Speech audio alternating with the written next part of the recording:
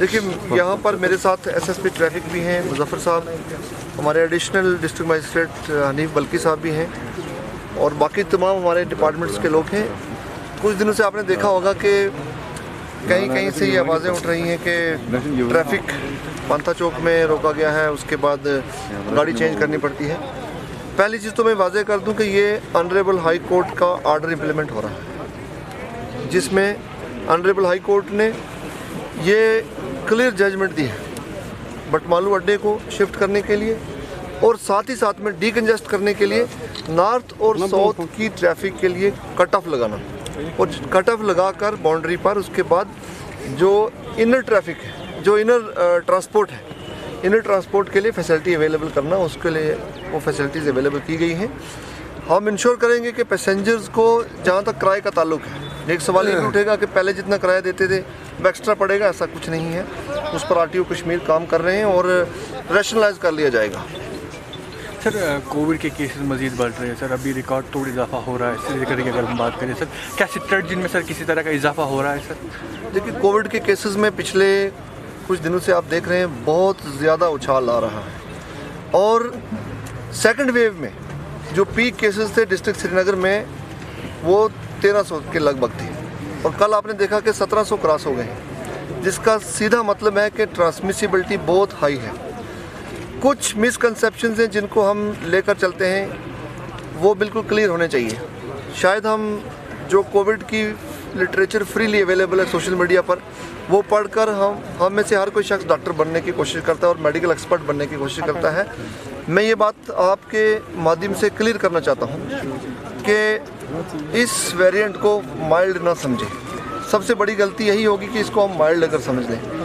हमारे देश में आउटब्रेक अब शुरू हुआ है, लेकिन आप देखें दूसरे मुल्कों में, जहाँ यूएस, यूके में, साउथ अफ्रीका में, जहाँ पर पहले आउटब्रेक हुआ इस वेरिएंट का, उसमें देखा गया है कि डेथ रेट यूएस में, यूके और साउथ अफ्रीका की बनिस्बत ज़्यादा देखा गया है। तो कोई किसी किस्म की प्रिजम्पशंस लेने की ज़रूरत नहीं है। ये वायरस बहुत अलग तरीके से हर जगह बिहेव करता है, हर मुल्क में इसका अलग बिहेवियर है।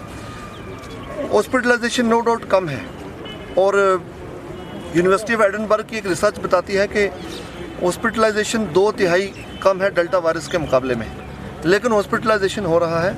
हम किसी गलतफहमी में ना रहें कि वायरस माइल्ड है या इससे ज़्यादा फ़र्क नहीं पड़ता। आप देखें यूएस, यूके में, साउथ अफ्रीका में, जहाँ पर पहले आउटब्रेक हुआ इस वेरिएंट का, उसमें देखा गया है कि डेथ रेट यूएस में, यूके और साउथ अफ्रीका की बनिस्बत ज़्यादा देखा गया है। तो कोई किसी किस्म की प्रिजम्पशंस लेने की ज़रूरत नहीं है। ये वायरस बहुत अलग तरीके से हर जगह बिहेव करता है, हर मुल्क में इसका अलग बिहेवियर है। हॉस्पिटलाइजेशन नो डाउट कम है और यूनिवर्सिटी ऑफ एडिनबर्ग की एक रिसर्च बताती है कि हॉस्पिटलाइजेशन 2/3 कम है डेल्टा वायरस के मुकाबले में, लेकिन हॉस्पिटलाइजेशन हो रहा है। हम किसी गलतफहमी में ना रहें कि वायरस माइल्ड है या इससे ज़्यादा फ़र्क नहीं पड़ता। आप देखें, आप ही देखिए, क्या डेथ रेट 0 है? नहीं है। क्या हमारे कोमॉर्बिड पेशेंट्स नहीं हैं? क्या एल्डर सीनियर सिटीजन्स नहीं हैं? बिल्कुल हैं।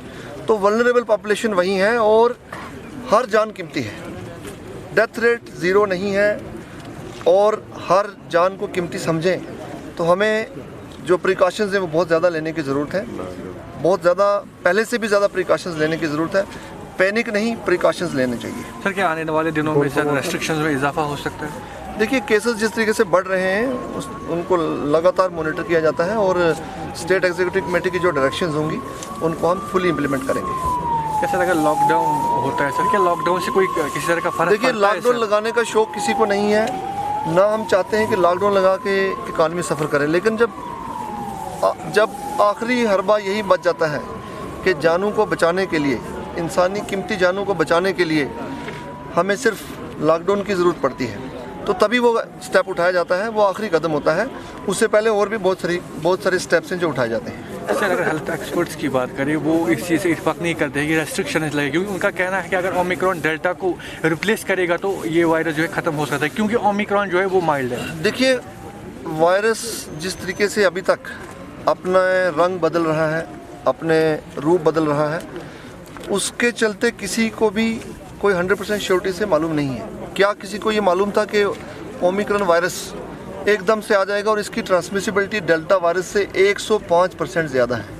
क्या ये बात, अगर ये बात पहले मालूम होती, पूरी दुनिया को मालूम होती, हमारे जो मेडिकल एक्सपर्ट्स हैं उनको मालूम होता, तो पहले से ही बहुत सारी चीज़ें एहतियातन की जा सकती थी। लेकिन दुनिया भर में अगर आप देखें, यूएस में जिस तरीके से आउटब्रेक हुआ, यूके में हुआ, साउथ अफ्रीका में हुआ और अब हमारे देश में भी केसेस बढ़ रहे हैं, तो वायरस का बिहेवियर चेंज होता रहता है। तो कोई भी चीज़ सर्टेनिटी के साथ कहना बड़ा मुश्किल है। रिसर्च में कुछ लिमिटेड रेवलेशंस हैं जो आप सबको मालूम है। शुक्रिया।